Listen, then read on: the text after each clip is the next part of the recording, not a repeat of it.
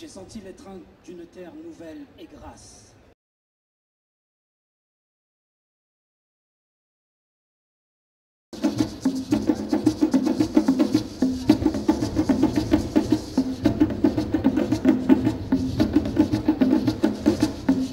Alors, Haïti Média Télé, bonsoir Max.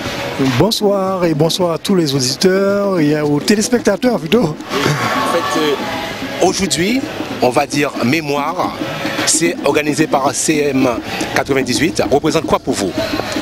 Eh ben, c'est une journée, le 23 mai, c'est la journée spéciale qui est un temps fort de l'année où on rend hommage à nos ancêtres, à nos parents, à nos aïeux, puisque généralement on a tendance à rendre hommage qu'aux abolitionnistes, à fêter l'abolition, mais il faut également rendre hommage à nos ancêtres, puisque c'est grâce à eux que c'est eux qui nous ont transmis cette force, et cette force j'en ai besoin pour pouvoir créer artistiquement. Donc je leur dis merci, je m'incline à leurs pieds et voilà, c'est ça qui me donne de la force. Qu'est-ce qui vous a motivé? Ben, j'essaie de rester ce que je suis. Bon, je suis caribéen, guadeloupéen, je défends une forme d'expression artistique.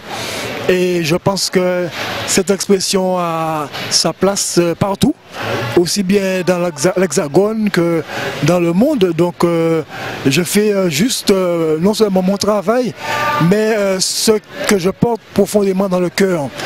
Donc c'est ce qui me porte, c'est ma mission de vie, quoi, je peux dire. Alors, ce soir, aujourd'hui, qu'est-ce que vous allez nous présenter? Alors c'est une création chorégraphique courte qui dure 6 minutes et c'est une création avec 5 danseurs dont moi-même. Donc voilà, il y a Anélie Guerrier, une danseuse, il y a Ingrid Estark, danseuse, Loïc Atanga, danseur, excusez-moi, Alexandre Atanga, danseur, Loïc Ellis, danseur, et moi-même, Max Diacoc, danseur et chorégraphe de cette pièce. Encore merci mille fois, je sais que vous êtes très pris, il y a 10 000 personnes qui vous attendent. Eh bien, c'est moi qui vous remercie et à très bientôt. D'accord, à très bientôt, bonne continuation. Oui.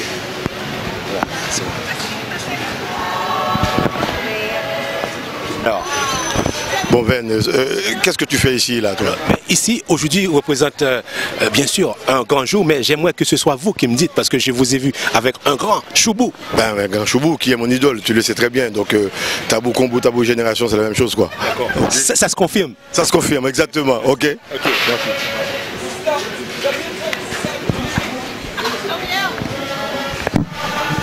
Bien sûr, nous sommes dans le coulisses de CM98. Voilà, comme ça vous pouvez comprendre tout ce qui se passe. Les légendes du compas sont là. Pour vous, mesdames, messieurs, pour vous. C'est ça. Pour vous dire, je constate beaucoup de choses, beaucoup de progrès. D'un bout de trottoir sur cette grande place de la République, en 17 ans, c'est vraiment beaucoup de progrès pour cette association. Et encore félicitations à ce grand président, je peux dire M. Serge et sa famille. Je tiens à remercier aussi toute l'équipe du CM98 qui nous a permis d'avoir les images que vous allez voir, qui nous a permis de faire le reportage dans les coulisses, de voir vraiment comment toutes les choses se passent. Le reportage que vous allez voir, on va faire très peu de montage. On va vous laisser voir tous. On a filmé pour vous pendant 7 heures d'images à peu près. On va faire très peu de montage pour que vous voyez bien tout ce qui s'est passé. Il y avait vraiment beaucoup d'Antillais. Très peu d'Africains. Très peu d'Haïtiens. C'est quelque chose de réussi pour une fois pour les Antillais. J'en profite de l'occasion pour remercier aussi France Télévisions, France O qui n'a pas hésité sur les moyens, pour une fois qui permet vraiment au peuple noir de voir vraiment s'ils sont solidaires. C'est quelque chose de grand. Merci à France O, France Télévisions, c'est très bien, félicitations. Merci aussi à la ministre qui m'a envoyé l'invitation. Merci à l'ambassade d'Haïti qui soutiennent notre télévision Haïti Média Télé. Très fort. Merci, merci beaucoup. C'est très très bien. Mais en attendant, on va continuer un petit reportage dans les coulisses pour que vous puissiez voir toutes les personnalités qui ont fait le déplacement, qui ont été invités et ils ont fait le déplacement. La plupart étaient venus surtout pour voir ce qui s'est passé. C'est ce que j'ai bien compris dans leur façon de répondre aux questions. Ils sont venus voir surtout ça. Et vraiment, ils étaient contents. Ils n'étaient pas déçus parce que le spectacle était vraiment à la hauteur. Et le spectacle, comme vous voyez, qui va se terminer avec un grand groupe que vous connaissez, le groupe Tabou Combo, qui reste le groupe légendaire international de la musique afro-antillaise, caribéenne, Tabou Combo. Bien vraiment, le numéro 1, number 1. Bon, je vous laisse suivre parce que sinon, il n'y aura plus de secrets.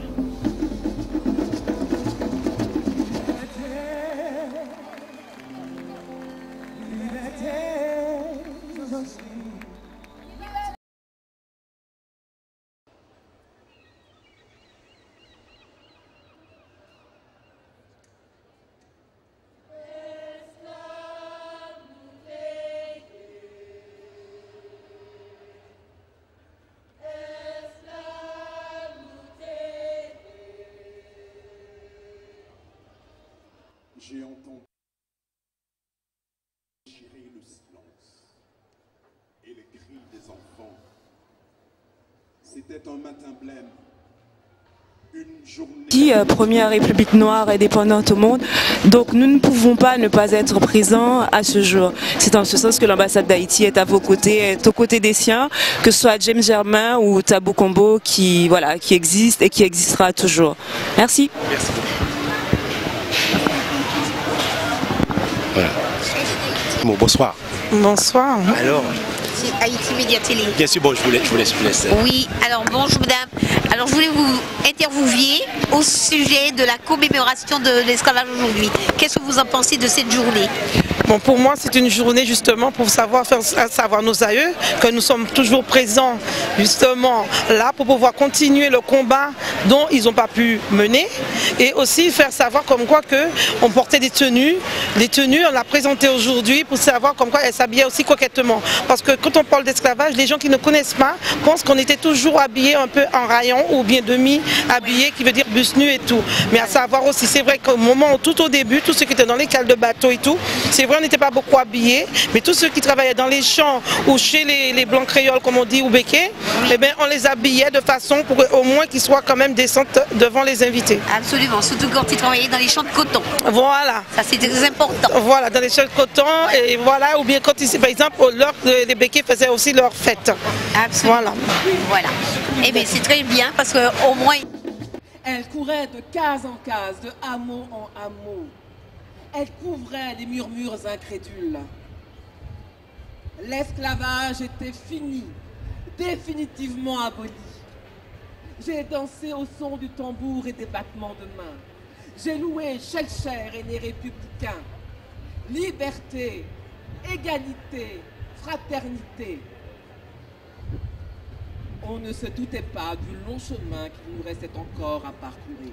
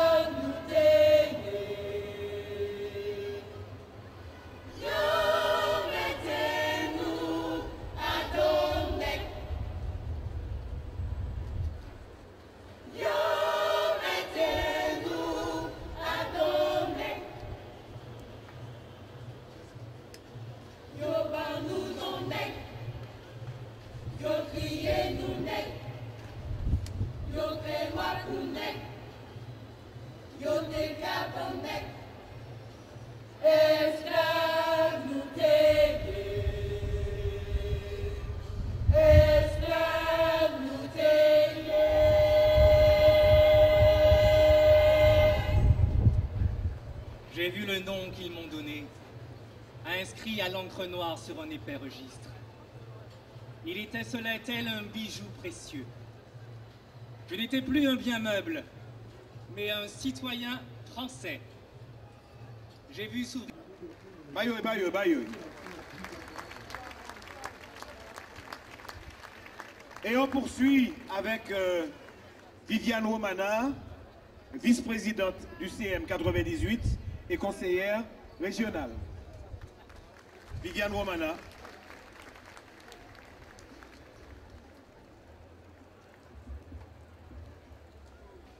Bonsoir, mesdames, messieurs.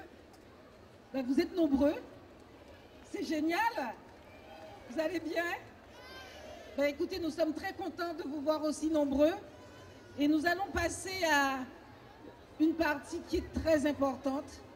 Nous allons recevoir des personnes qui nous aident à mener le travail mémoriel que nous avons entrepris déjà depuis 17 ans. Oui, alors, il fallait une association, il fallait des hommes et des femmes, il vous fallait, mais en même temps, ce travail supposait que des élus de la nation, de la République, soient à nos côtés et nous aident. Ceux qui vont intervenir, mais ce sont ceux qui ont été à nos côtés et qui continuent à l'être. Alors, je vais bien évidemment les faire monter sur scène, mais bien sûr, l'une des premières personnes qui va intervenir, c'est le président du CM 98, Serge Romana. Donc j'appelle Serge.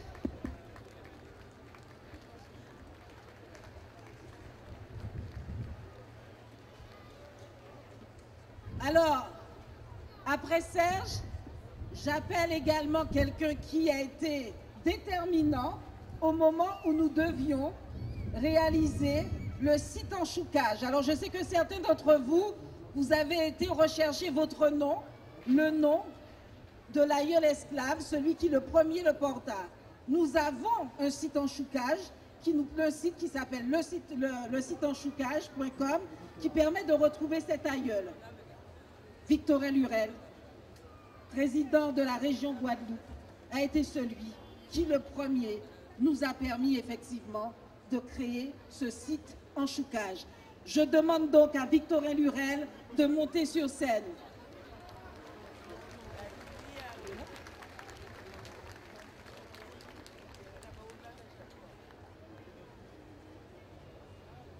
Ben, normalement, il devrait être là. Alors, j'ai une petite surprise. Non, il n'est pas encore là. Bon, mais c'est pas grave, c'est les joies du direct. Et je demanderai donc également à Jean-Paul Huchon, qui est présent, semble-t-il. Ah, Jean-Paul Huchon est là. Alors, bien sûr, ce travail, et en particulier où nous sommes aujourd'hui, cette cérémonie Limia Bayo, reconnaissance, réconciliation, et je peux pas voir. C'est grâce au film. C'est l'émotion, c'est l'émotion. C'est l'émotion de voir Jean-Paul. Donc Jean-Paul, viens.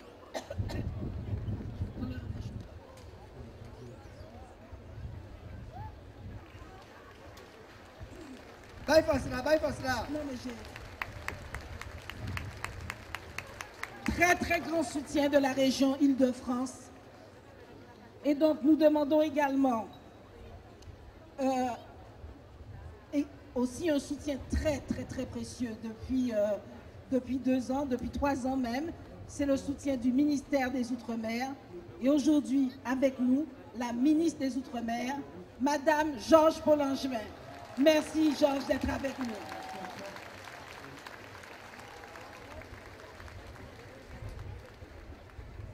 Alors nous allons passer la parole à Serge Romana qui va nous raconter un peu les débuts de ce 23 mai et pourquoi nous sommes si nombreux aujourd'hui. Bien, bonsoir. On va laisser les autres monter.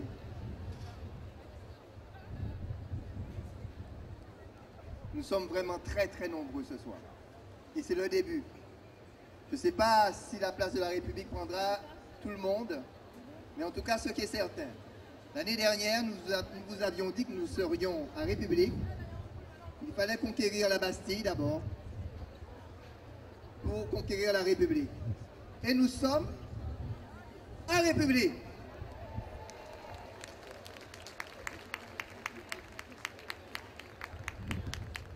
Alors l'histoire a commencé il y a 17 ans, ici, place de la République. Nous avons commencé à marcher d'ici jusqu'à Nation. Les gens disent que nous étions 40 000, en tout cas on était très très nombreux. Et dans une marche silencieuse, nous avons impressionné beaucoup. Et le fruit en fait de tout ça, c'est ce que nous faisons aujourd'hui. Alors je voudrais quand même vous raconter cette histoire, pour ceux qui n'étaient pas là, pour les plus jeunes, et vous raconter ce qu'on a fait de cette marche.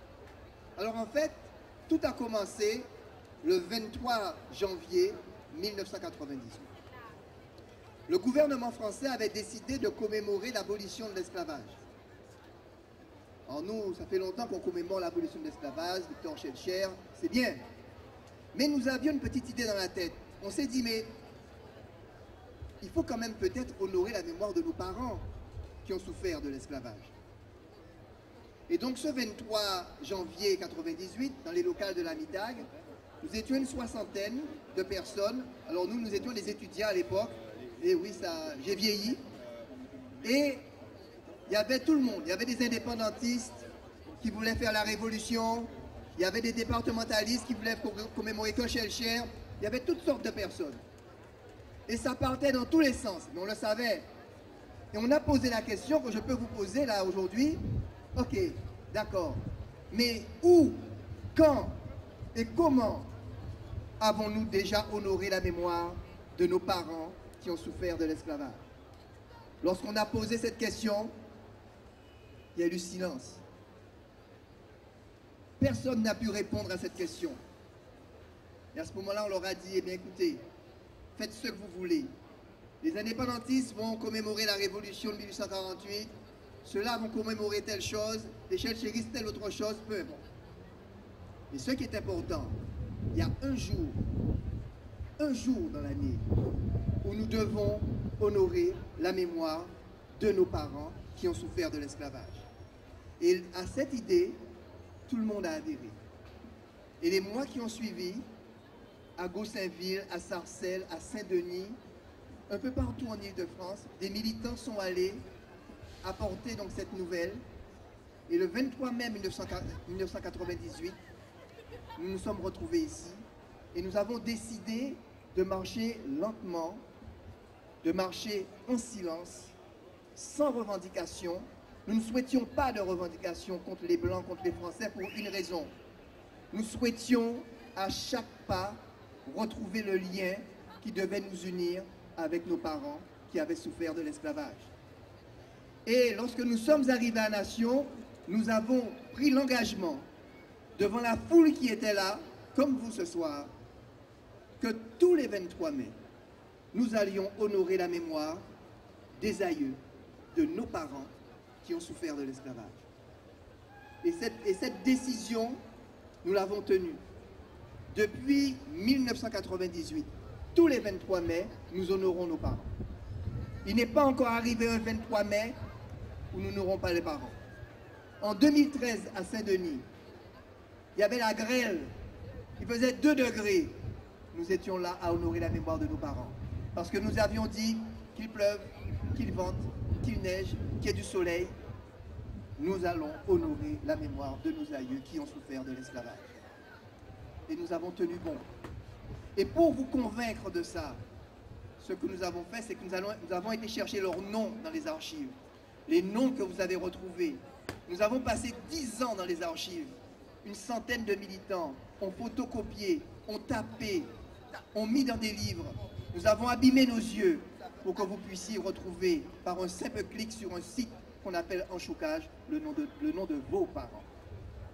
Nous avons fait ça pour nous, nous avons fait ça pour vous, parce que si un peuple n'est pas uni et a honte de ses aïeux, ce peuple-là n'a aucune personnalité, n'a aucune identité, n'existe pas.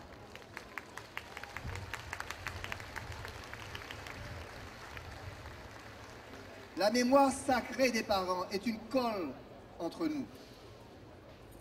Alors, ça ne suffisait pas que nous le fassions nous. Il fallait absolument aussi que l'État, que les gouvernants puissent honorer également les victimes de l'esclavage. Il fallait d'abord qu'ils comprennent qu'ils étaient des victimes de l'esclavage. Ce n'est pas des bœufs, ce n'est pas des chats, ce n'est pas des crapauds, c'est des hommes. Et lorsqu'il y a crime, ça veut dire qu'il y a des victimes. Donc, il a fallu qu'on puisse les convaincre, année après année, de les nommer, de les considérer, non pas comme des bœufs, mais comme des victimes de l'esclavage. Aujourd'hui, c'est chose faite. Aujourd'hui, les gouvernants de la République considèrent les esclaves comme des victimes de l'esclavage. Ça veut dire qu'ils sont reconnus dans leur qualité d'homme. Et nous en sommes heureux. Deuxièmement, il fallait absolument qu'ils reconnaissent cette journée. Il n'y avait aucune raison, parce qu'on nous disait victime, bref. Et puis, alors ce qu'ils ont fait lorsqu'ils ont réfléchi à la question de la date, ils ont dit il faut une seule date pour tout.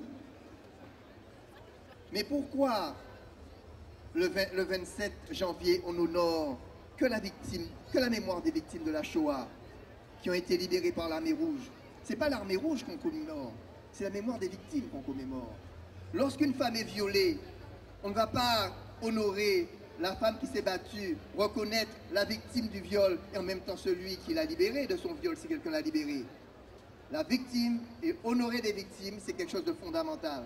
Et en 2008, nous avons obtenu dans une circulaire que le 23 mai devienne une date officielle. Aujourd'hui, le 23 mai est comme les autres dates, une date où on peut sans problème honorer la mémoire de nos parents. Mais nous demandons encore plus. Ce n'est qu'une circulaire qui le fait. Nous souhaitons que ce soit un décret. Nous souhaitons que ce soit quelque chose de définitif, qu'on ne revienne pas sur cette question. Parce que pour nous, lorsque la République honore nos parents, ça veut dire qu'elle nous reconnaît réellement comme des citoyens. Et il est bon que ce jour-là existe. Parce que voyez-vous, lorsque vous êtes aussi nombreux, les gouvernants de ce pays, eh bien, ils savent à ce moment-là que vous existez, que vous êtes respectés. En étant là ce soir, vous vous faites respecter.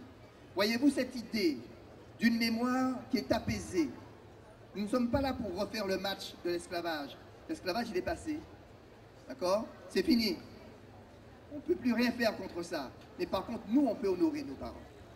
Nous, on peut leur rendre leur dignité. Et deuxièmement, en étant comme nous sommes ce soir, en ayant un village comme on l'a vu, vous avez vu, nous avons des artisans, nous avons des intellectuels, des artisans, nous avons toutes sortes de ressources. Nous montrons nos ressources, des ressources pour se battre contre la drépanocytose, des ressources pour aider les familles, des ressources, des réseaux économiques. C'est ça, un groupe humain. Nous ne faisons pas de communautarisme, nous reconnaissons la République, mais nous nous organisons pour que justement nous ayons des structures pour nous aider à régler nos problèmes. Le 23 mai, nous célébrons la mémoire de nos parents. Le 23 mai, nous disons au monde entier qu'il y a eu l'esclavage, mais qu'après l'esclavage, il y a eu la vie, il y a eu vous. Et c'est vous l'avenir de notre communauté. Et c'est vous que je salue ce soir. Après avoir salué mes parents ce matin, je vous salue, vous mes frères et sœurs, descendants d'esclaves. Je vous salue les autres personnes, tous les citoyens de France qui sont à nos côtés pour nous soutenir, pour honorer nos parents. Et je vous dis de passer une très très bonne soirée. Merci.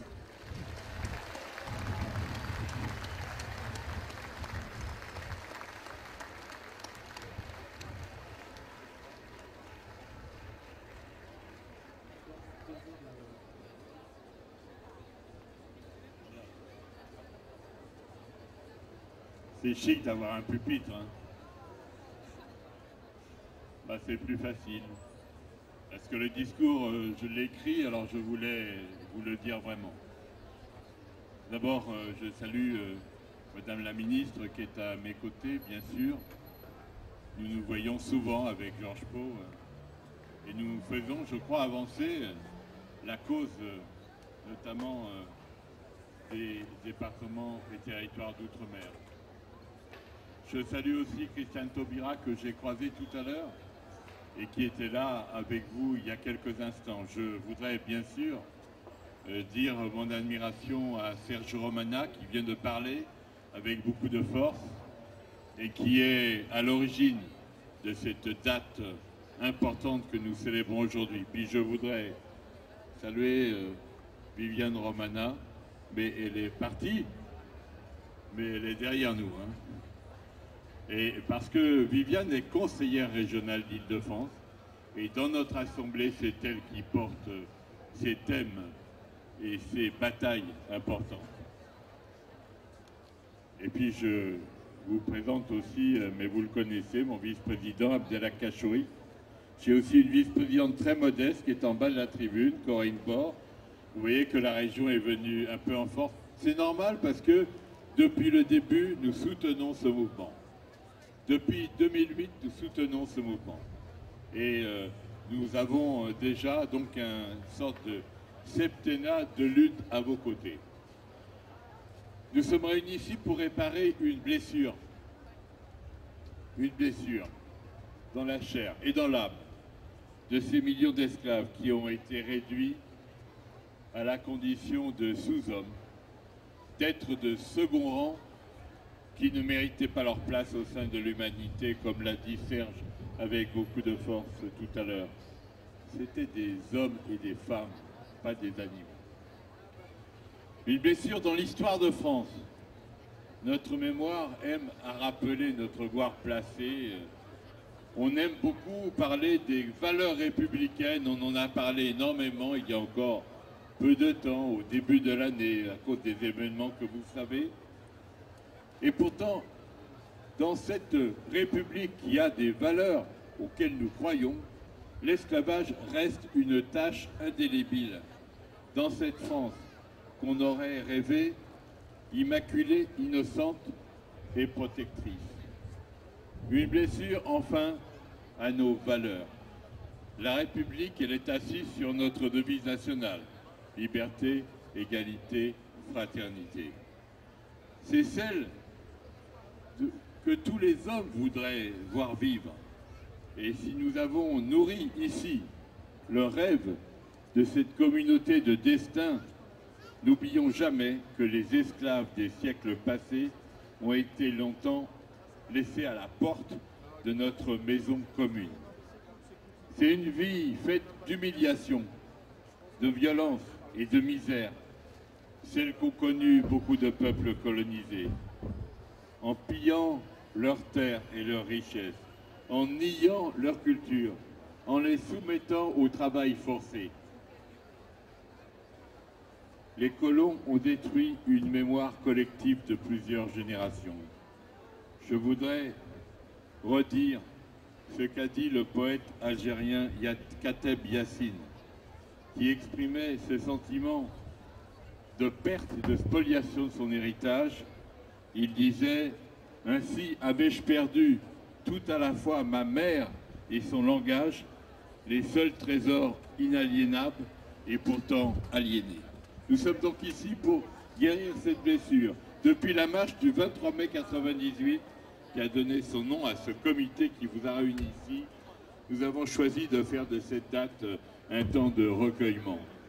Un temps où nous regardons en face une tragédie, un crime pendant plusieurs siècles, en redonnant une mémoire à ces oubliés de l'histoire française, en leur rendant leur mère et leur langage.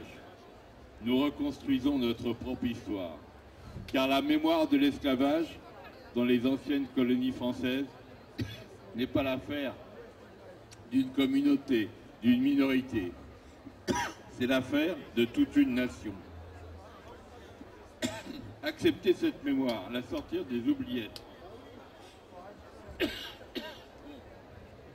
où elle a été longtemps enfermée, c'est nous permettre d'avancer vers un avenir commun. C'est vrai que depuis les attentats de janvier, notre vivre ensemble a été mis à rude épreuve. Mais ces événements montrent que la mémoire collective ne peut pas être faite de refoulement et d'ignorance. La vérité, Serge l'a dit, la vérité doit être dite. Enfin, si j'arrête.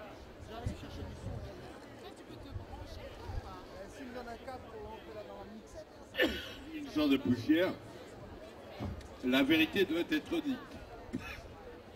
Et cette vérité de la mémoire collective, Édouard Glissant, le grand écrivain, l'appelait la créolisation des rencontres, comme un croisement entre un passé multiple, un présent indécis et un futur commun qui se construit à mesure que nous sommes capables de faire revivre cette mémoire et nos souvenirs. Notre présence aujourd'hui entend faire vivre et revivre ces souvenirs pour que notre mémoire dure.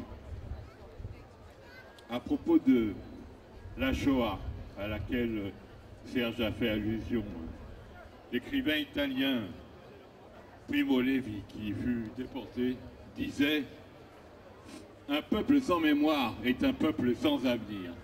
Ici, en reconstruisant la mémoire, nous ouvrons avec Serge, Viviane et tous les amis, et avec la ministre qui est à côté de moi, nous ouvrons une page pour l'avenir.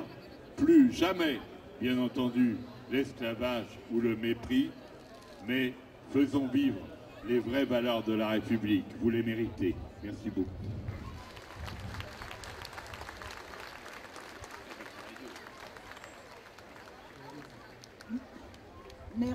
Merci Jean-Paul Huchon, président de la région Île-de-France. Alors je voudrais dire que je suis fière de cette collectivité, de la collectivité dans laquelle je suis élue, pour le travail effectivement que nous menons en direction des Antillais, de leur mémoire. Et j'ai envie de te dire, Jean-Paul, que oui, tu es là depuis 2008. Et depuis 2008, effectivement, il y a un accompagnement de la région Île-de-France. Et en particulier, il faut encore le dire, il faut dire ce qui se fait quand ça se fait et que c'est bien, que la région Île-de-France soutient effectivement le CM 98 dans un partenariat renforcé. Et là, vraiment, grâce à ce partenariat renforcé, nous pourrons développer le mémorial des noms que vous avez vu. Nous pourrons effectivement développer également notre site en choucage. Nous pourrons continuer cette manifestation qui a un coût et qui est aussi soutenue par la région Île-de-France. Et nous pourrons aussi, quelque chose de très important, développer l'université populaire, université dans laquelle je vous invite à y venir. Des historiens de renom de l'université Paris 1, la Sorbonne, dispensent un enseignement d'histoire de qualité, abordable pour tous. Il y a aussi un enseignement sur le racisme et la diversité humaine, sur les sociétés, l'identité des sociétés post-esclavagistes. Ben Jean-Paul, merci. Tu es vraiment l'ami des Antillais. Et je voudrais dire que le travail qui a été accompli, justement, ce travail de partenariat renforcé, nous le devons au soutien et à l'engagement de notre vice-président, mon vice-président, Abdellah Kachouri, mon ami. Merci beaucoup. Tu voulais dire quelque chose, Serge? Alors, je vais aussi accueillir Madame la ministre des Outre-mer, Madame Georges Paul-Langevin, alors je me permets cette intimité, Georges, qui est une amie, qui a toujours été là pour me prodiguer de bons conseils et qui a toujours été là depuis, je crois que Madame Georges Paul-Langevin, je crois que nous la connaissons tous, c'est celle que nous avons vue dans toutes les rues de Paris, c'est celle que nous avons vue dans toutes les situations, dans toutes les associations. Imaginez justement, j'ai envie de dire, nos commémorations, nos moments festifs sans Madame Paul-Langevin, ce serait impossible. Alors merci Georges d'être avec nous en tant que ministre aujourd'hui et nous te donnons la parole. Merci pour ton soutien.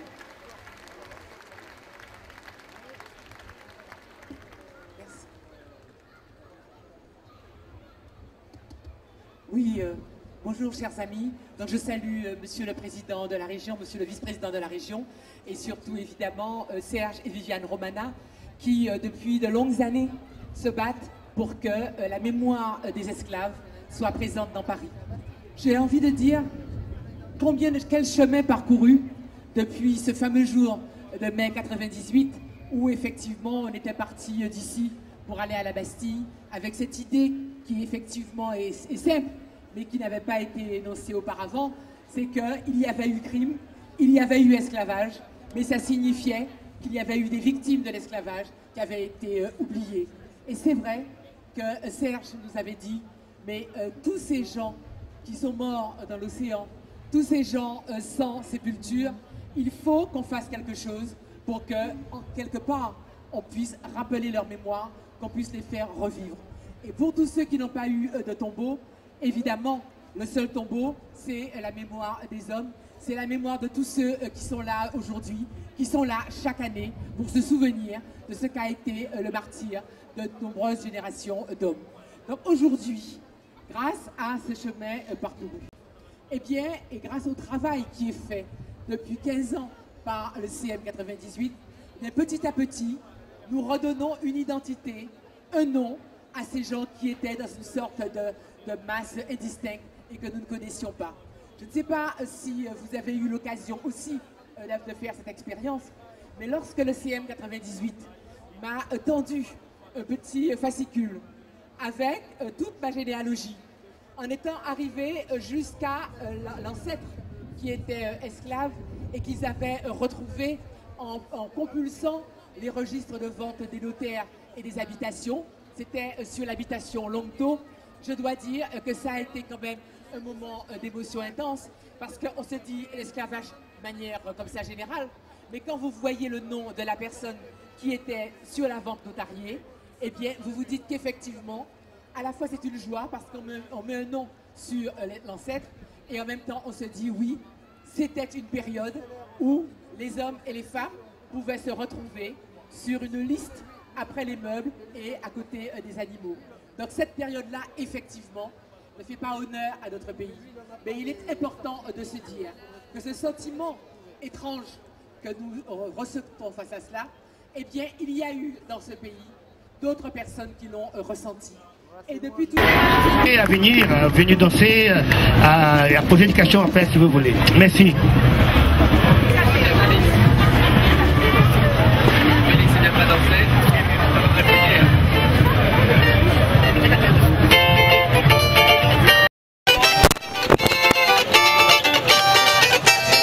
Eu vou falar pro seu Vitor pra ficar atento aí. Bien sûr, on est toujours en direct. C'est M98 du côté Place de la République. C'est la danse, c'est la musique, c'est la gaieté. Vous êtes sur Canal Télévision.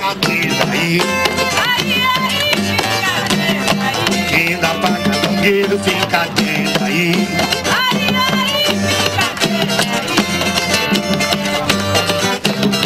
Eu vou falar pro seu Vitor pra ficar atento aí. Tenda para o jogo, fica atento aí. Vamos pro seu Vitor pra ficar atento aí. Tenda para Caxambu, fica atento aí.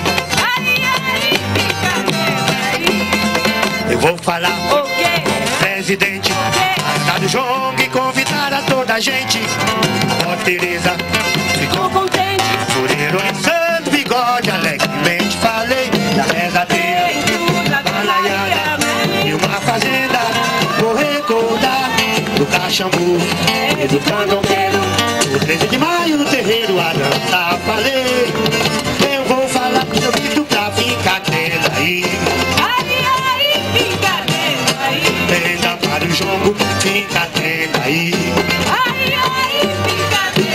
Tenda pra Candombeiro, fica atento aí. Eu vou falar pro seu Vitor pra ficar atento aí. Tenda para todos, fica atento aí. Tenda para as Antilhas, fica atento aí. E para Guadalupe, fica atento aí. E para Martinica, fica atento aí. E também para Haiti, fica atento aí. Tenda para o Brasil, fica atento aí.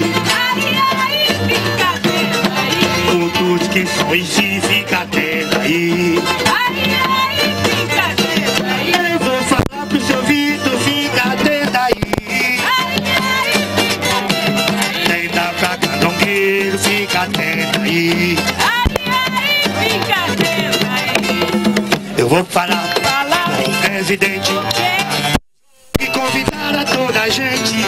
Ó Tereza, contente, colher oriçando bigode alegremente. Falei, rezadeira, arraiada, uma fazenda, vou recordar do Caxambu e de Candomblé. 13 de maio no terreiro a dançar. Falei, eu vou falar pro seu Vitor pra ficar atento aí. Tenda pra Caxambu, fica atento aí.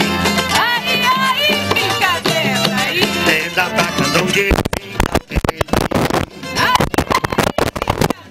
aí. Eu vou falar pro seu Vitor, fica atento aí. Fica atento aí. Tenda pra todo mundo, fica atento aí. Fica atento aí. Tenda para o Igor, fica atento aí. Fica atento aí. Marcha!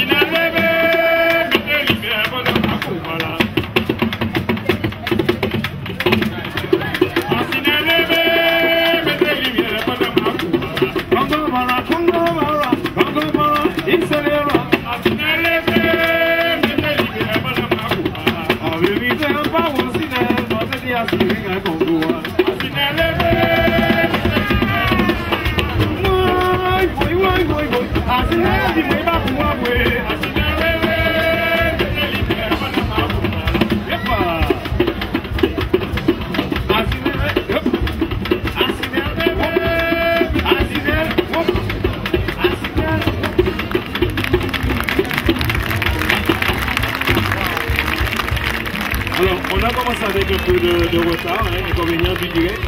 On est obligé d'aller assez vite et on ne passera pas au temps qu'on aurait voulu. Malheureusement, on a encore 2 morceaux. Après, il y a d'autres choses qui s'enchaînent. On a été gêné aussi pour la question de la balance qui se traverse. Alors, on y va et puis on termine bientôt. Alors, on va pas perdre un billet de Jean-Philippe Cétard. Ok, on continue avec un Grand Bel Air. Grand Bel Air, c'est pour honorer les notions.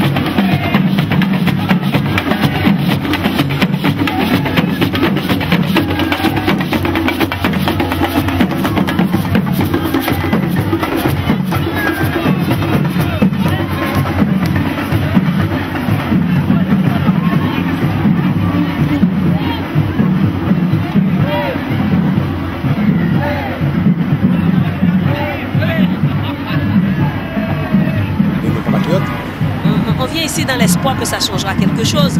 Mais il est vrai que souvent on nous propose, on nous promet des choses et on ne voit pas les actes. Il y a toujours de belles paroles, mais c'est pas tout le temps qu'on voit les actes. Mais c'est vrai que depuis quelque temps, ça évolue. L'année dernière, c'était la Bastille, maintenant on a la place de la République, donc ça évolue. Donc peut-être qu'on va vraiment prendre la République et qu'on en fera quelque chose de positif. Pour le moment, ça avance. Je ne peux pas dire le contraire, mais il a fallu beaucoup de grandes batailles, de gros combats. Il a fallu gagner de toutes petites guerres alors qu'on pouvait gagner la guerre en elle-même. Donc je pense que, et moi j'ai la foi, j'ai foi en ce que font mes compatriotes, j'ai foi en ce que moi je fais, j'ai foi en mon implication. Donc je pense qu'effectivement ça pourrait faire changer les choses et voir l'esclavage différemment. Déjà pour nous-mêmes, pour faire changer les choses, parce que trop souvent on n'ose pas dire qu'on est des descendants d'esclaves. Moi je suis... Vous êtes venu voir, vous avez vu et vous êtes content qu'il y a eu du progrès, beaucoup de changements d'un bout de trottoir de la Bastille et assis sur cette grande place. Et maintenant, qu'attendez-vous du gouvernement? Qu'est-ce que vous attendez de plus en preuve de reconnaissance, malgré tout ce que vous avez reçu maintenant? Je pense qu'avec cette persévérance, cette foi qu'ils ont eux aussi, cette arme qu'a Serge Romana, le président du CM 98, son équipe, nous-mêmes aussi, les lutteurs contre la drépanocytose, je pense sincèrement qu'on va arriver à en tirer quelque chose de positif. De toute façon, on est là pour l'espoir fait vivre. Et puis, la négativité attire la négativité. Je peux faire positif pour attirer la positivité. On ne peut pas finir sans parler de la drépanocytose. Maintenant, en 2015, quels sont les programmes à venir? J'espère qu'on va sortir cette drépanocytose justement de ce ciblage ethnique dans lequel elle est confinée depuis des années. On est ciblé par rapport à nos origines. Alors donc c'est pas normal ça aussi. Donc quand on va parler de traite négrière, de l'esclavage qu'on va commémorer, il faudrait justement qu'on sorte les drépanots de cette traite négrière, dans ce ciblage de traite négrière, de maladies qui restent dans un ciblage parce que nous sommes des Noirs, on ne fait pas grand-chose. J'espère que ça aussi portera sous l'autre. Ça veut dire que cette reconnaissance de l'esclavage va porter aussi sous cette reconnaissance que c'est à cause de ces colons, à cause des gouvernements qu'on a eu drépanocytose aux Antilles. J'espère que ça va déboucher à ça pour qu'on puisse enfin guérir nos malades et nous faire sortir de ce ciblage de discrimination, voire de ségrégation raciale, étatique calculée. Merci beaucoup. Et puis le mot de la fin, parce que comme je sais que vous êtes très prise aujourd'hui surtout, et puis un mot, c'est vrai, ce que vous souhaitez dire à nos Afro-Caribéennes qui vous aiment beaucoup et puis qui est ravi de vous voir à travers cette émission. Oui, le petit mot, depuis ce matin, je cours et tout à l'heure, il y a une grosse soirée blanche qu'on organise au profit de la drépanocytose, donc tout le monde doit être habillé en blanc. Donc j'ai une allocution à 21h40, une autre à 2h du matin, donc mes journées ne sont pas terminées. Donc ce que je demande aux gens, c'est de prier pour moi pour que je reste debout. Voilà. Merci mille fois, Jenny. À très bientôt. Au revoir. Voilà. C'était Jenny Hippocrate, responsable de la drépanocytose.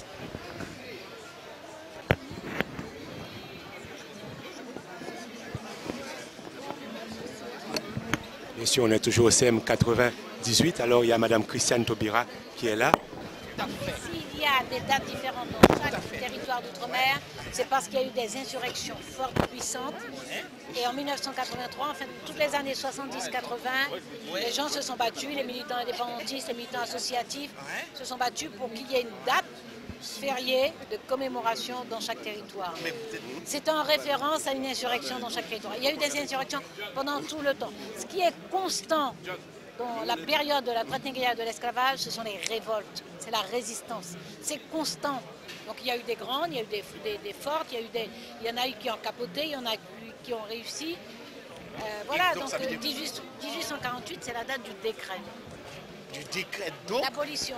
Donc ça veut dire que mais c'était pas la première abolition de l'esclavage. Mais non, la première c'était 1794. Voilà. Mais ça, je suis d'accord avec vous. Oh, pour une fois. Pour une fois, madame. Vous avez vu, est-ce que vous avez ce qui est écrit sur la pierre tombale de M. Schulcher? Mais monsieur, on pose des questions, ne vous inquiétez pas. Hein. Ici, on a des militants, hein. D'accord? Donc on a affaire avec une militante, même si elle est ministre, elle doit se répondre à toutes les questions. Non, le monsieur qui nous barre la route là, c'est pas bon quoi. Mais non, mais les dates, je m'attendais et vous m'avez... Ce monsieur ignore que vous nous appartenez, madame. Vous nous appartenez comme une potomite. J'appartiens qu'à moi-même, On n'est pas bon, c'est tout. Attends, c'est pas possible ça.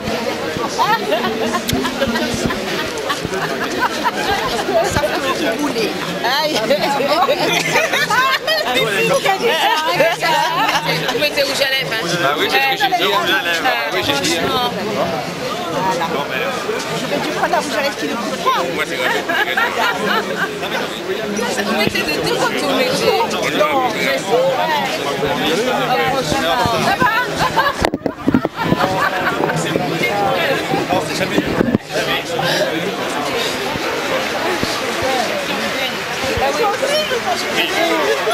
C'est là.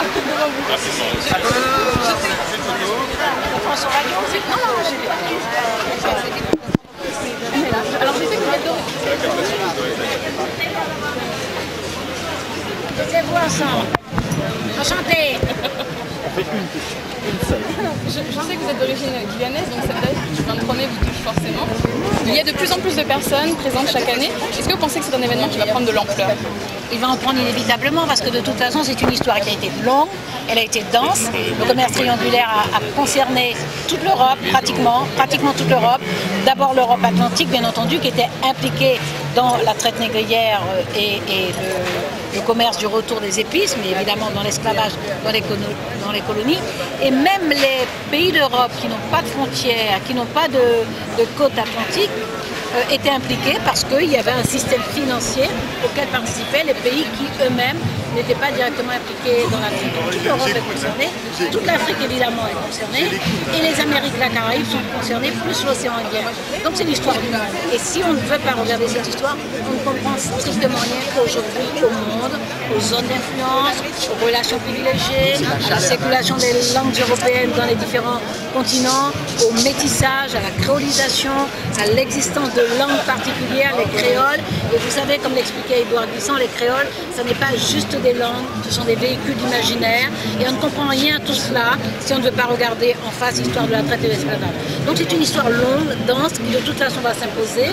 Parce qu'en plus, avec ce qui se passe actuellement dans les bouleversements du monde, on ne peut pas comprendre la géopolitique, on ne peut pas avoir de géostratégie si on ne comprend pas quelles sont les zones d'influence. Donc je sais que ça va se faire.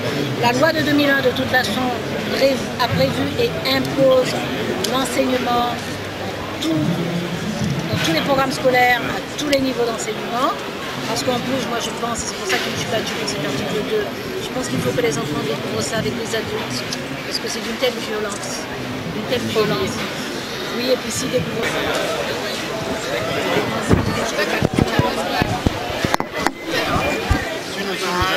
On va la faire, mais il faut le suivre.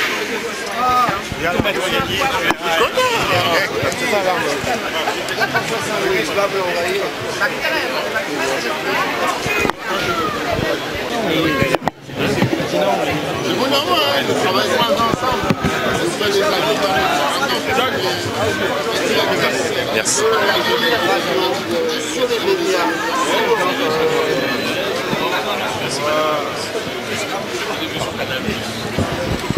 Fort, respect, terminé, terminé, du fait. Madame, une photo avec un des danseurs et puis... On a pas cette chance.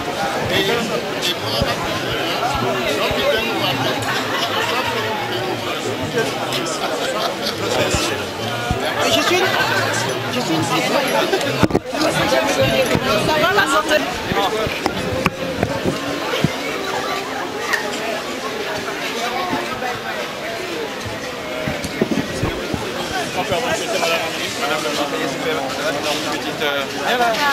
Oui. Vas-y. Ah, ok, d'accord.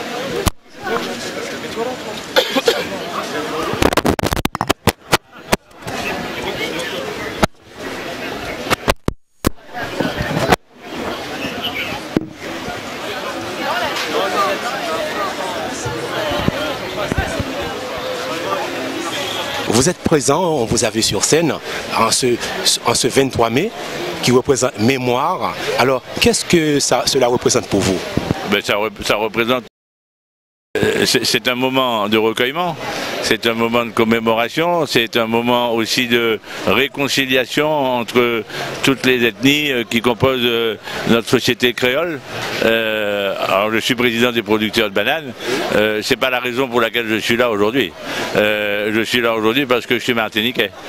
Et je suis là aujourd'hui parce que j'adhère de tout cœur à ce que fait Serge Romana, à ce que font Serge Romana et son épouse Viviane, qui dans le cadre de cette manifestation font la démonstration qu'il faut se souvenir, qu'il faut avoir un souvenir fort de cette période terrible où des êtres humains ont été traités comme des animaux. Et donc personne ne doit oublier cela. Aujourd'hui on doit le commémorer. C'est le message de Serge Romana et de son association.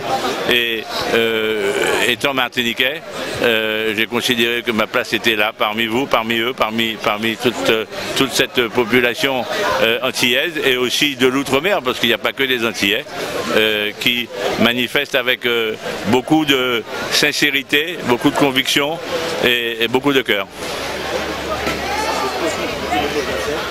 Qu'est-ce que vous avez dit à tous ces gens qui sont contents de voir les gens de personnalité, ils sont bien.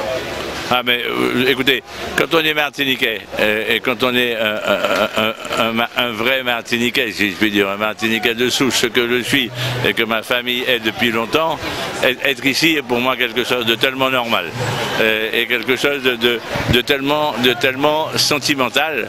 Alors si vous me dites qu'il y a des gens qui sont contents de me voir ici aujourd'hui, eh bien j'en suis heureux, je suis heureux d'être parmi eux. Merci beaucoup, monsieur. Alors les Afro-Caribéens ont à comprendre la chose suivante. Oui. Ce qui est le plus important pour un peuple, c'est d'honorer ses parents. Oui. Un peuple n'est pas peuple lorsqu'il n'honore pas ses parents, lorsqu'il ne les connaît pas, lorsqu'il a honte d'eux. Il est tout sauf un peuple, il n'est rien. C'est comme une famille qui n'honore pas son père et sa mère et qui a honte de son père et sa mère. Ce n'est plus une famille. Or, l'esclavage a laissé chez nous beaucoup de honte.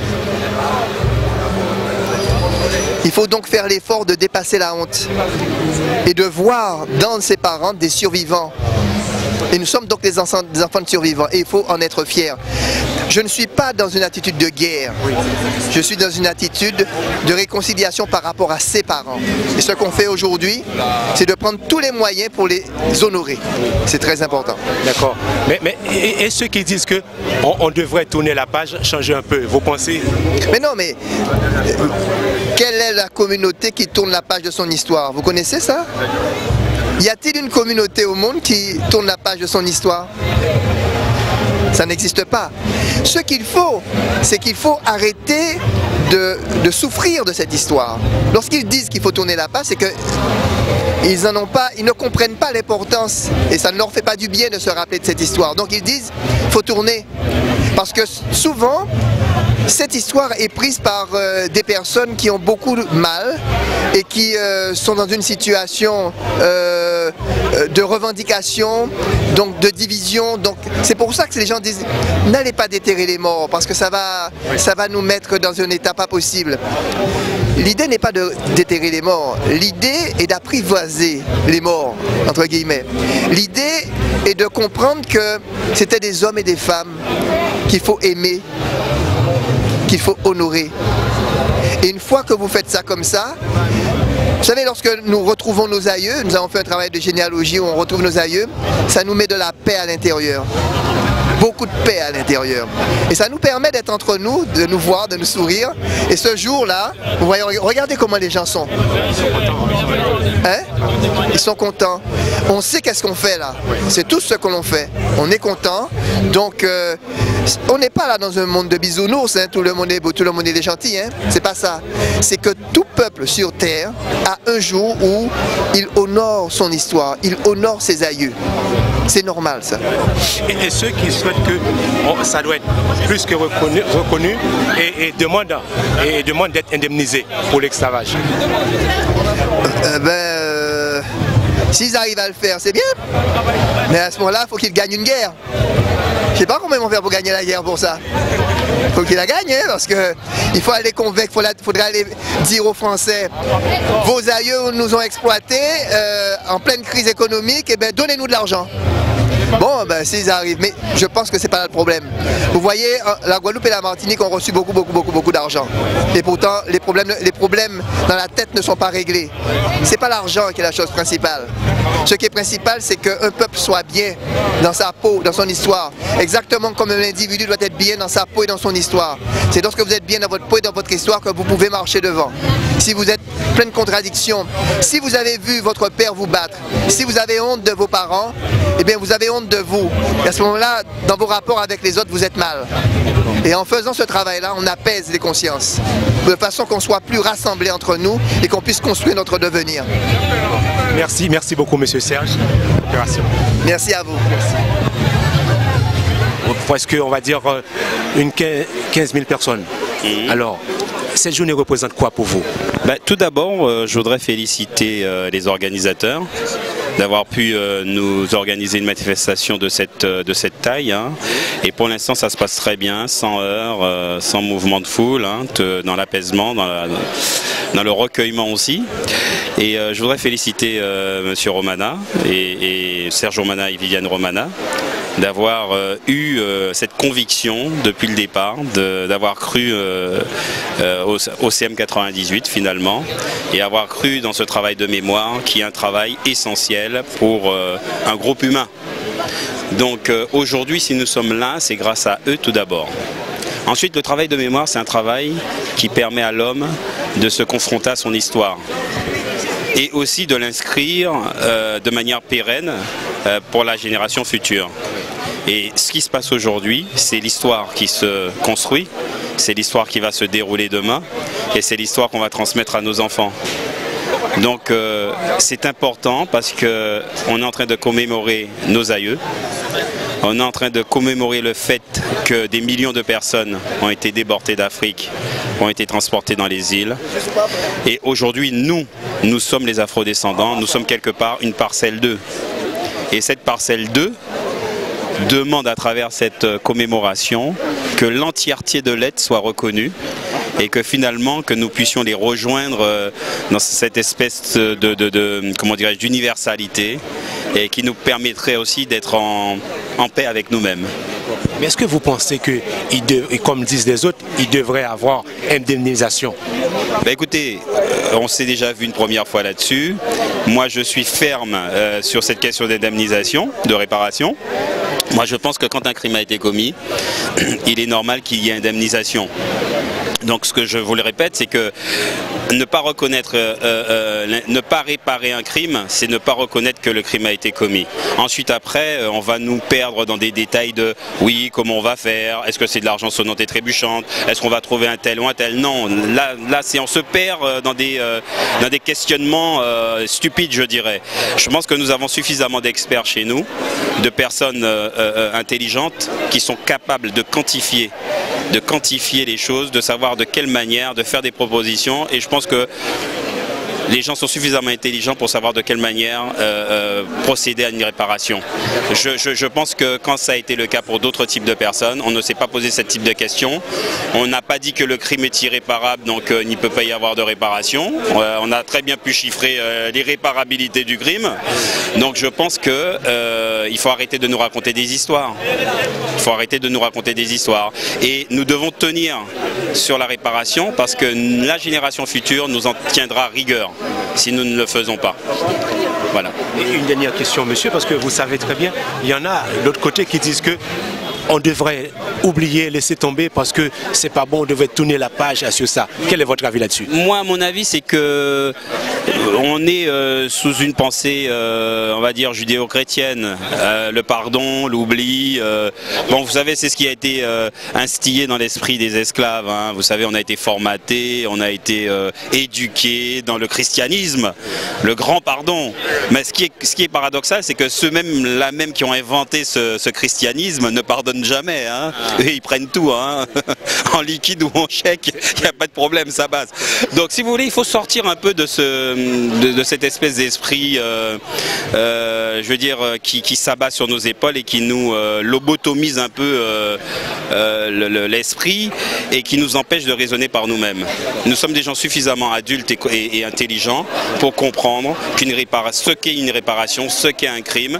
Et je leur dirais, bon, écoutez, arrêtez de nous prendre pour des imbéciles. On sait ce que c'est. Vous nous avez bien éduqués sur la langue française. On connaît les mots, on connaît leur signification. Donc réparation, vous savez ce que ça veut dire. Crime, vous savez ce que ça veut dire. Maintenant, il faut arrêter de tergiverser et de se mettre autour d'une table et de procéder au règlement des factures. S'il y a des factures à régler. Mais d'après vous connaissez quand même le problème d'Haïti en ce moment. Eh ben moi, je considère que le problème d'Haïti, c'est exactement le même problème des Antilles françaises. Je vais vous l'expliquer. 17 à 21 milliards d'euros d'aujourd'hui et la taxe qu'Haïti a été obligé de payer pour s'affranchir. L'indemnisation faite aux colons, aux maîtres, à l'époque aux Antilles, lors de l'abolition, on a indemnisé les maîtres. Pour moi, cette indemnisation a permis aux descendants à ces colons-là d'asseoir leur supériorité sur le social et l'économique.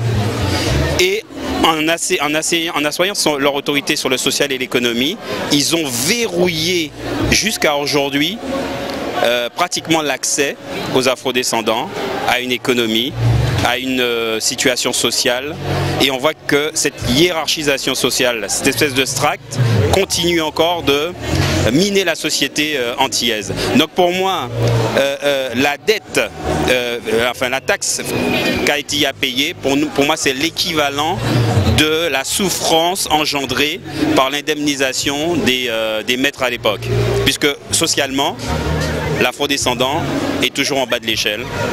Donc on peut le chiffrer économiquement aussi. Oui. D'accord. Merci beaucoup pour votre coopération. Et puis le mot de la fin, parce que vous êtes à tous ceux qui aiment bien vous voir, vous entendre. Ben écoutez, vous savez, on va pas dénaturer le lieu. On va dire l'imier bayo, l'imier ba les ancêtres, et puis l'année prochaine nous qui est là. L'année prochaine nous qui est là, costaud, solide, et on espère que les choses évolueront sur la réparation, sur l'indemnisation. Oui, on voilà. espère. Merci. Voilà. Merci. À bientôt. Alors, expliquez-nous, cette date de mémoire de l'esclavage représente quoi pour vous?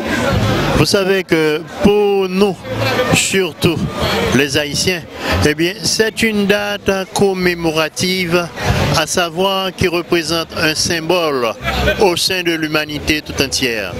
Comprenez bien que nos aïeux étaient victimes de la répression des colons.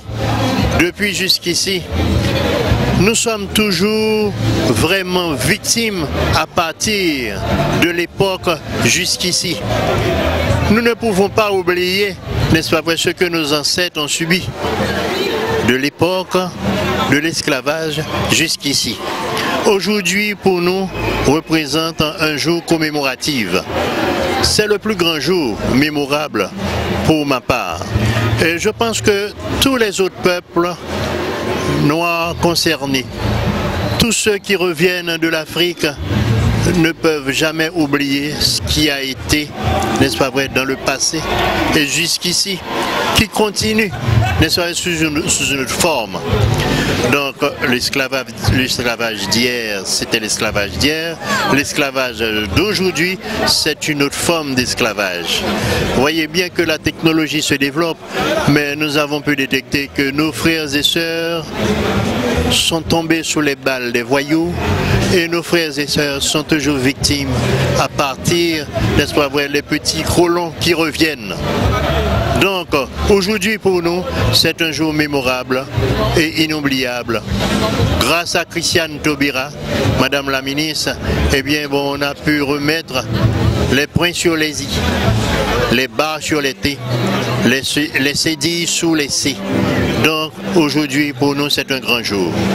Jour mémorable par rapport à l'abolition de l'esclavage.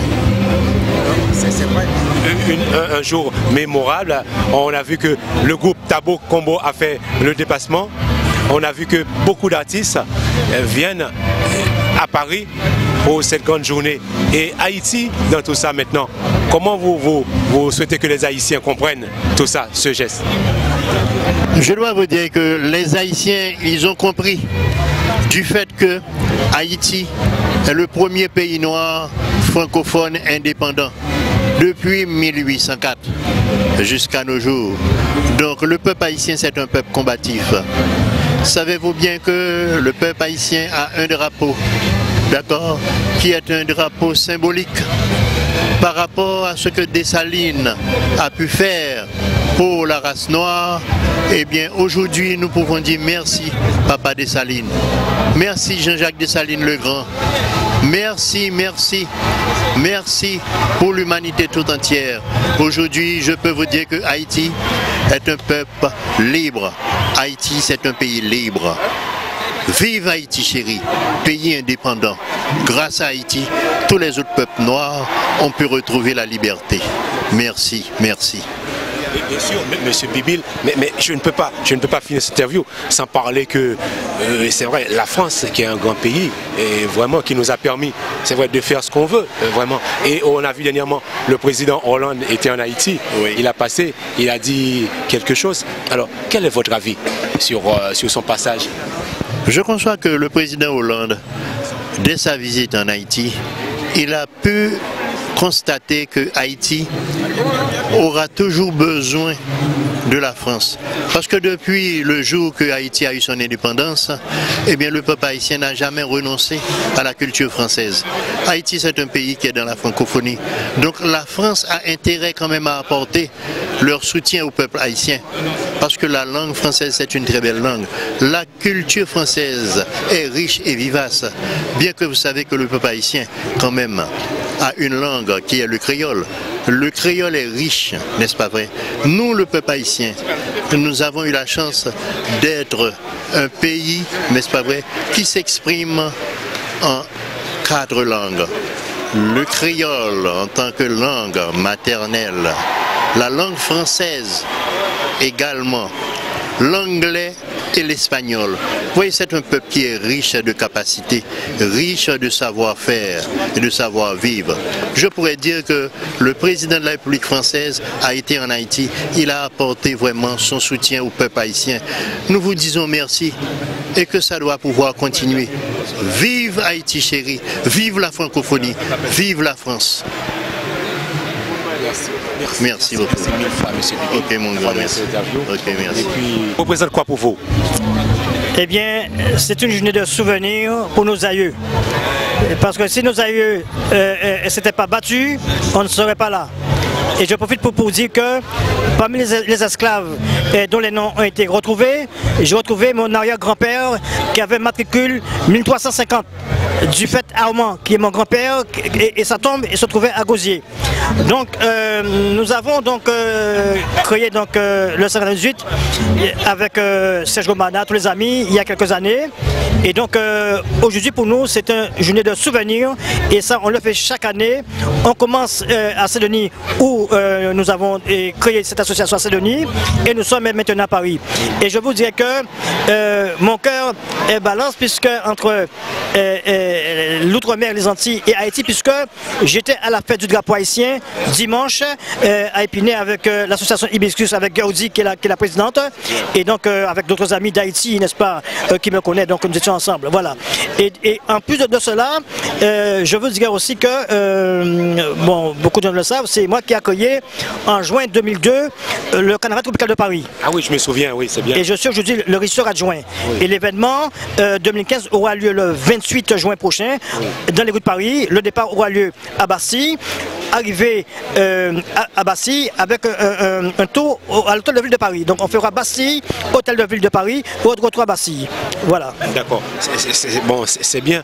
Alors on voit ce grand jour de mémoire, on voit tous nos compatriotes, tous nos frères, ils sont réunis, ils sont contents dans les coulisses.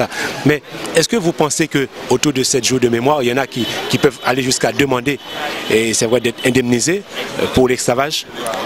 Je pense qu'à un moment donné, comme ça s'est passé pour d'autres peuples, ça peut se faire, ça s'est demandé déjà, et donc nous attendons une réponse officielle de l'État, mais je pense que ça doit se faire, pareil que pour Haïti, n'est-ce pas? Tout ça, c'est une chose qui doit se faire, on demande réparation, c'est logique.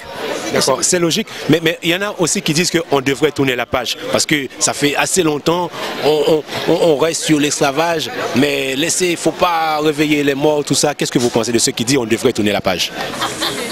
C'est une question de mémoire. Nous ne devons pas oublier ce que nos parents ont subi. On ne peut pas tourner une page, c'est pas possible, n'est-ce pas?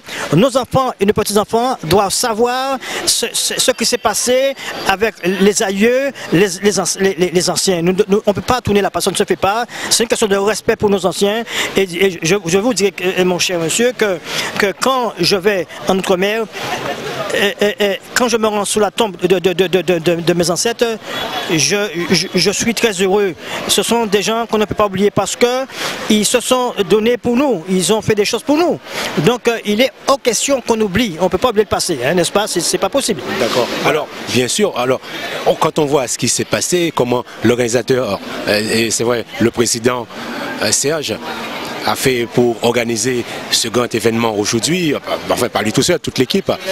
Auriez-vous un petit mot de félicitations à leur dire, à l'équipe 80 CM 98? Vous savez, ça fait plusieurs années que nous sommes sur le terrain. Plusieurs années qu'on se bat avec Serge, avec Viviane, avec toute l'équipe du 98. Tous les jours, on est sur le terrain. Puisque parallèlement à la commémoration, mais il y a dans l'année des recherches qui se font sans arrêt, rencontrer les gens, etc. Donc, ce sont des gens qui sont sur le terrain tous les jours, avec qui nous travaillons, et donc d'où le succès de nos événements. Voilà. D'accord. Alors, monsieur Hugues, je sais que le carnaval aura lieu, comme vous avez dit, le 28 juin. C'est quelque chose de super, de très bien pour nos Afro-Caribéennes. Mais comment vous avez eu l'idée de créer ce carnaval pour nos Afro-Caribéennes? Parce que c'était pas facile. Je vous dirais que moi-même, je suis carnavalier. depuis une bonne quarantaine d'années jusqu'à Carnavalier. Et donc j'ai constaté qu'il y avait une demande ici, il y avait une demande de cet événement-là. Donc avec mes amis de la mairie de Paris, nous avons créé en juin 2002 ce fameux calendrier tropical de Paris qui chaque jour prend de l'ampleur. Et cette année, nous aurons une cinquantaine de groupes, des groupes étrangers, des groupes de métropole, du Vietnam, du Tchad. On a des groupes qui viennent d'ailleurs. Chaque année, cet événement-là prend de l'ampleur. Et je vous dis que j'ai la joie de vous dire aussi que cette année, on aura donc Haïti sera là avec des gens connus, des chanteurs connus et dirigés par Madame Gerdi, n'est-ce pas, qui est présidente de Hibiscus. Haïti sera représenté et donc comme il faut cette année. Je suis très heureux pour mes amis haïtiens qui seront là. Merci beaucoup. Bien, le 23 mai, en réalité, comme depuis 17 ans maintenant, le CM98 organise cette grande commémoration en mémoire des victimes de la traite négrière et je souhaite que cela continue et de manière à faire en sorte que nous n'oublions jamais. Voilà. Voilà ce que ça représente pour moi le 23 mai, un moment exceptionnel qui doit nous unir, qui doit en fait nous fédérer. Voilà. D'accord. Alors, comment vous pensez que nos Afro-Caribéennes devaient prendre cette date? Bien, je pense qu'ils se sont déjà appropriés cette date en fait. Comme je vous l'ai dit, ça fait 17 ans que Serge Romana, le président du CM98, a fait cet excellent travail de nous apprendre, nous les Afro-Caribéens, les descendants d'esclaves, à nous accepter en tant que tels. Et je pense que c'est un travail formidable. Mais aujourd'hui, nous devons aller encore plus loin. Et ne pas rester uniquement dans comment dirais-je, la commémoration. Il faut aller plus loin. Et le meilleur hommage que nous pourrions rendre à nos ancêtres, c'est de faire en sorte de fédérer l'ensemble des ultramarins et aussi des Afro-Caribéens et même, je dirais, si j'osais, la communauté noire. D'accord. Alors, c'est vrai cette date de mémoire. Mais vous, étant président de l'OBE, alors quels sont vos projets d'avenir pour l'OBE? Bien, écoutez, OBE se situe dans la continuité du CM98, comme je vous le disais tout à l'heure, c'est-à-dire que commémorer, c'est bien, c'est nécessaire et c'est même salutaire. Mais aller plus loin, je pense que le moment est venu car nous devons nous fédérer. Comme je vous disais, le meilleur hommage que nous puissions rendre à nos ancêtres, ce serait de nous unir pour améliorer notre condition humaine en fait. Merci beaucoup. Et puis le mot de la fin, qu'est-ce que vous souhaitez dire à nos Afro-Caribéennes qui vous soutiennent dans votre lutte? Eh bien, pour le mot de la fin, je dirais ralliez-vous à OBE, car OBE a pour objectif, en fin de compte, notre slogan, c'est l'intelligence d'entreprendre ensemble, car OBE est une société coopérative d'intérêt collectif, et ce que je pourrais vous dire, c'est tout simplement ralliez-vous à OBE. Voilà. Merci. C'est un moment où tout le monde se réunit pour envoyer de la lumière à ceux qui nous ont précédés. Alors juste on dit Limier Bayo. C'est un moment qui est important pour justement que ça ne se reproduise plus jamais et qu'on soit dans l'acceptation de l'arc-en-ciel de toutes les couleurs et qu'en tout cas ça soit jamais une raison de massacrer l'autre. Alors je reviens vers vous. Je pense que vous avez un petit mot à dire. Bah oui, étant moi-même le producteur audiovisuel de cet événement, donc effectivement on travaille pour France O et on va faire 3 programmes. Un programme de 52 minutes qui sera diffusé dimanche prochain sur France O à 15h10, donc dimanche 31. On va faire 1 heure de spectacle sur Tabou Combo et 1 heure sur Les Déchaînés. Voilà, 3 programmes et autour de cette grande fête. Voilà. Alors, ça vous fait quoi de voir que le peuple afro-caribéen réuni comme ça sur une grande place de la République. Moi je trouve que par rapport à l'an dernier, c'est véritablement un grand progrès. On est passé d'un bout de trottoir à la grande place de la République. Le temps est avec nous et franchement ça fait plaisir. La place est noire de monde et ça fait que commencer. D'accord. Merci, je sais que vous êtes très pris, je ne vais pas vous retarder. Et puis pour ceux qui vous aiment, qui vous adorent, un petit mot. Eh ben, à bientôt. Merci beaucoup. Voilà, les artistes reviennent sur scène. Il me semble, oui.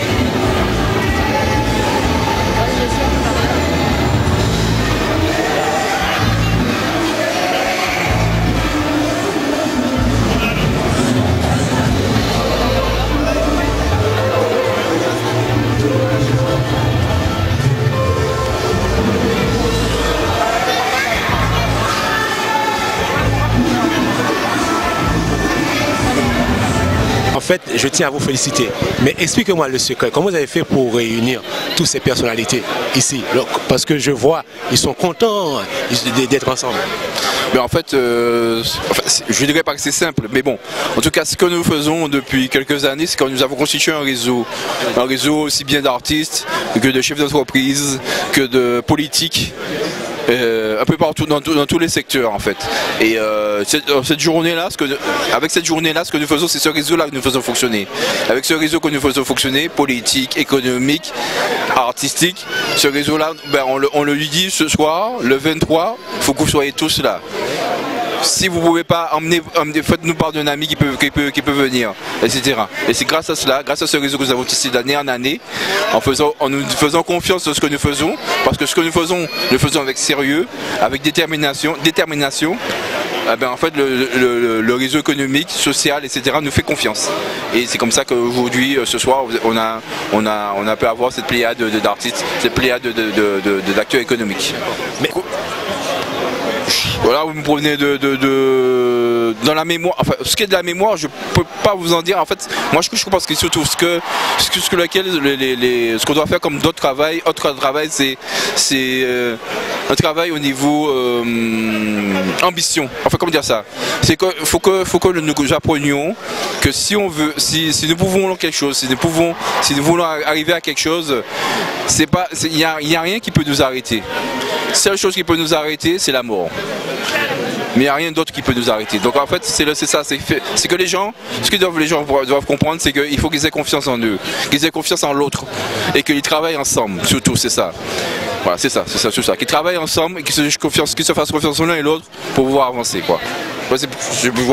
C'est ça qu'en fait que je voulais vous dire.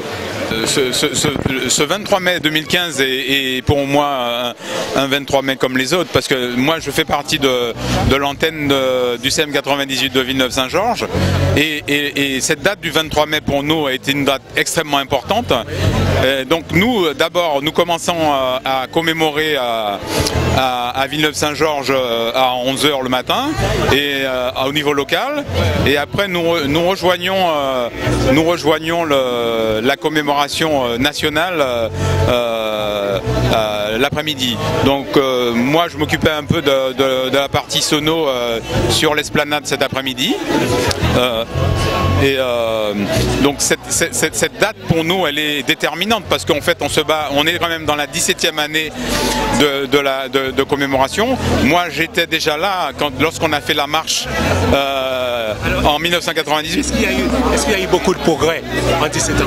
Ah bien, il y a eu, bien sûr qu'il y a eu des progrès, heureusement, parce que si on avait stagné, on aurait eu l'idée qu'on n'a pas avancé. On a fait beaucoup de progrès. Cette association est montée en puissance d'ailleurs au fur et à mesure, puisqu'on a commencé à faire les premières commémorations, notamment à Sarcelles, un peu à Paris, et après pendant plusieurs années à Saint-Denis. Et depuis l'an dernier, où nous avons fait Bastille, et puis cette année République. Donc c'est une association qui prend de l'ampleur, bien entendu, et on ne s'arrêtera pas là. On continuera, parce que le but recherché, c'est que le 23 mai qu'on a obtenu en 2008, pour le moment, n'est qu'une circulaire. Et notre but final, c'est d'arriver à ce que cette circulaire soit transformée en décret. Et donc pour cela, on a besoin des aides des politiques et on a besoin d'avoir pas mal de visibilité. Donc nous on espère, on avait un espoir, c'est qu'on puisse réunir au moins 30 000 personnes aujourd'hui sur la manifestation. Au moment où je vous parle, on ne connaît pas les chiffres, on les découvrira dans les jours à venir. Et voilà, notre but, c'est que cette circulaire ne reste pas une circulaire mais se transforme en décret. Parce qu'une circulaire, c'est pas quelque chose d'assez solide, assez costaud. On voit qu'on peut dire que c'est réussi parce que quand on voit ces artistes, ces personnalités qui se sont déplacées, voilà, pour ce jour de mémoire, le travail est fait. Eh bien écoutez, ce qui nous justement donne là nous sommes assez contents parce qu'on voit d'année en année on a un certain nombre de politiques qui nous rejoignent et ça augure effectivement, ça prouve que le travail que nous faisons est un travail noble et légitime. Donc nous sommes confiants. Qu'est-ce que, d'après vous, comment seront les prochaines jours de l'organisation? Mais écoutez, les prochaines, nous on souhaite, alors au moment où je vous parle, je connais pas le prochain lieu de la commémoration. Nous on a fait Bastille l'an dernier, République cette année, peut-être qu'on refera République l'an prochain, je l'ignore. Mais notre but c'est que cette manifestation prenne de plus en plus d'ampleur et qu'elle devienne un moment déterminant pour toute la communauté antilo-guyanaise et réunionnaise. Et plus. Merci beaucoup, merci beaucoup. Je vous en prie. Merci. Allez, à l'année prochaine. Voilà, félicitations à monsieur Serge Romana pour cette super grande festivité. Et je remercie aussi surtout la ministre d'Outre-mer, Madame Langevin, qui m'avait envoyé l'invitation spéciale qui m'a permis de faire les démarches pour avoir l'autorisation pour filmer. Merci beaucoup. Et puis l'ambassade d'Haïti aussi qui m'a soutenu. Voilà. Et merci aussi à tous ceux qui me soutiennent, qui soutiennent Haïti Média Télé. Merci à France O et France Télévisions. Voilà. Merci à vous tous. Je vous dis à très bientôt.